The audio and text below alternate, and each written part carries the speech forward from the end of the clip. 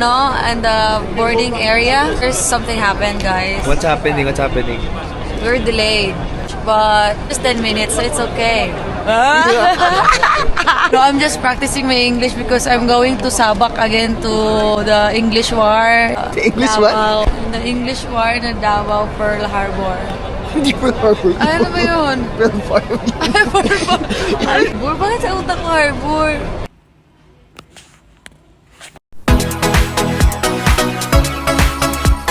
I've got my eye on you. Yan po ang sabi ni Tita Lucy Hugot pagkatapos niya mapanood itong video ni Jeremy, Maymay, Billy May at marami pang iba na sumakay ng barge at malakas yata ang alon at umaalog-alog ang sinasakyan nila.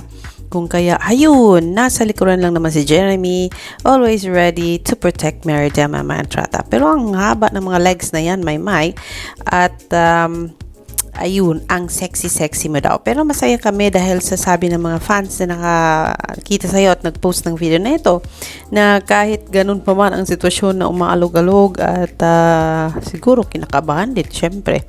Maalog-alog eh. Pero ayun, kumakaway ka pa rin at hindi mo nakalimutan yung mga fans mo na hayan at nanonood sa iyo.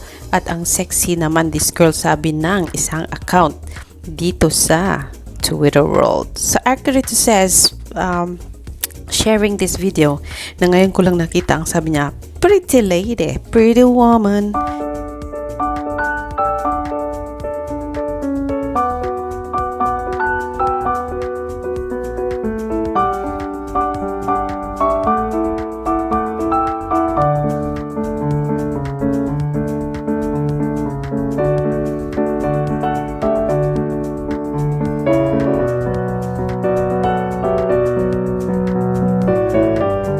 Yan po si Mama Entrata. And then, what is this? Why am I singing?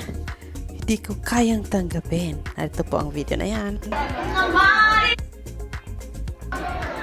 Na mawawala ko na sa akin.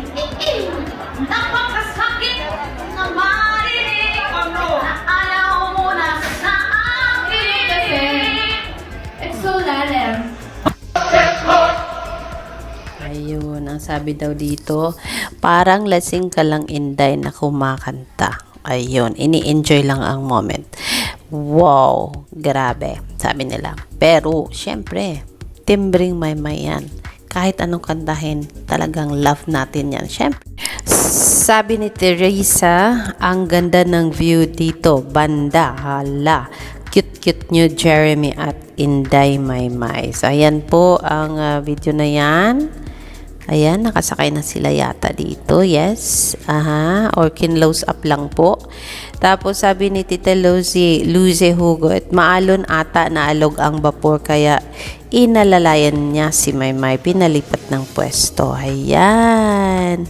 Bangs ni #Shinhayson, ang bait ni na Bailey at Jeremy nag-attentive kay Maymay. And sabi ni Alison, sweet ni Jeremy sa kanya. Nakita niyo ba yung nakita ko? Saan John? Wala naman akong nakita Ayan Ayan, pinauna si Maymay.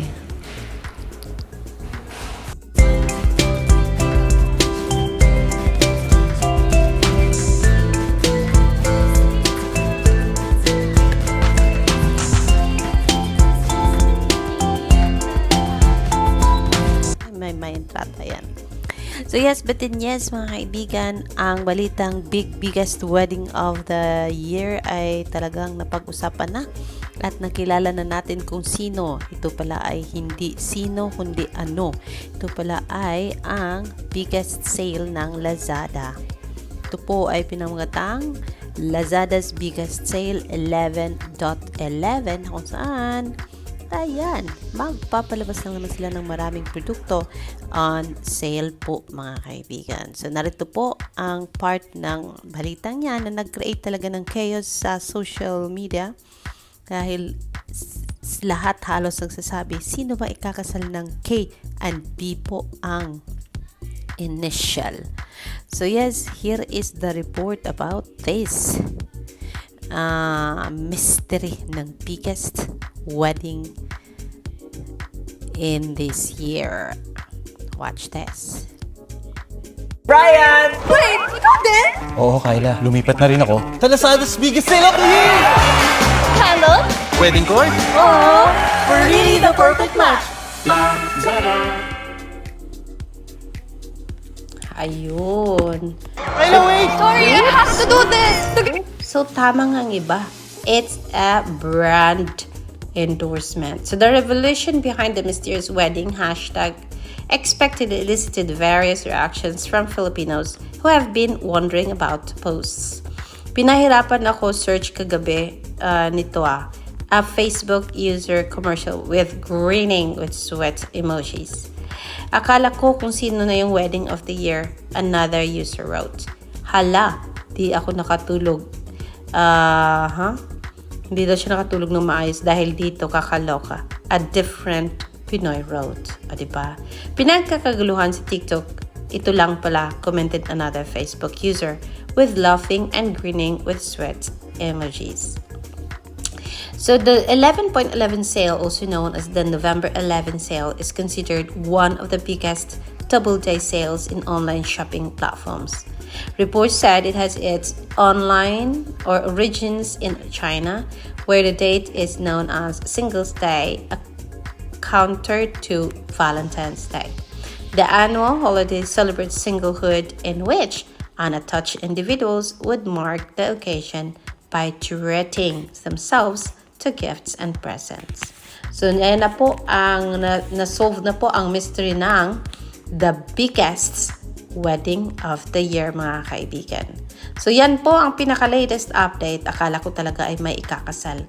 Yun pala ay biggest sale of the year ang nangyari ng Lazada, mga kaibigan. So yes, that's our latest update. Pero ang mabigat, ang pinakamalaking abangan natin, mga kaibigan, hindi na po ang biggest sale of the year, kundi po ang napakalaki at grandest concert of the year of 2024. Yan po ang Grand Biniverse. Ayan. At kasama dyan ang nag-iisang Maymay Entrata. So, finally, ay mapapanood nyo na po sa isang konsyerto. Hindi man sarili niyang konsyerto, pero triple treat. Hindi lang triple.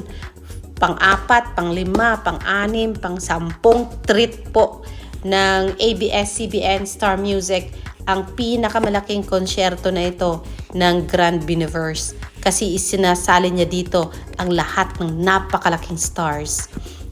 Regine, Garvey, Vice Ganda, and Maymay Entrata.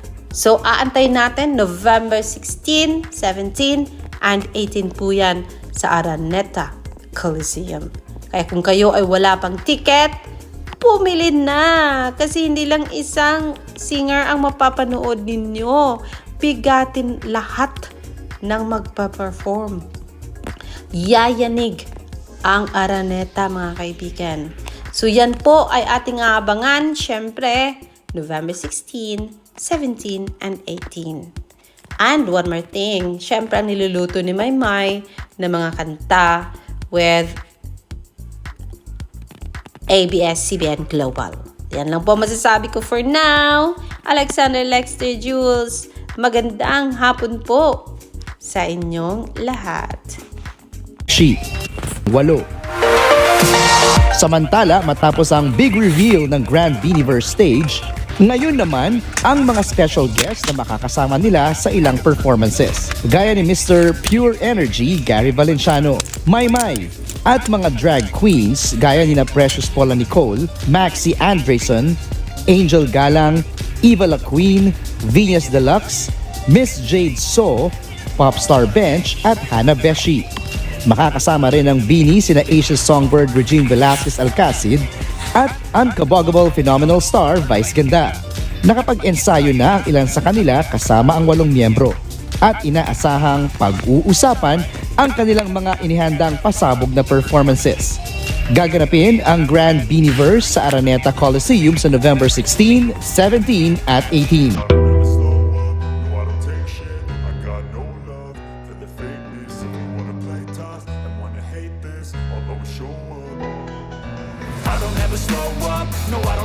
I got no love for the fakeness. If you wanna play tough and wanna hate this, I'll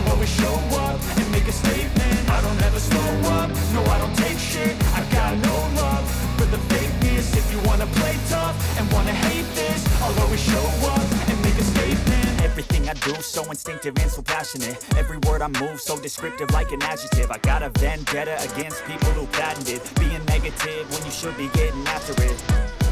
I got facts over tracks, this and that. Spitting slow, spitting fast, I could roast, I could gas. Think I'm okay at last, but I don't know if that can erase all the past. And the pettiness, a reflection of the emptiness. Hilarious, you think you're worth my time, you're delirious. Mysterious, because you hide behind a fake exterior. Inferior, you know I'll always be a bit superior. Get off of me.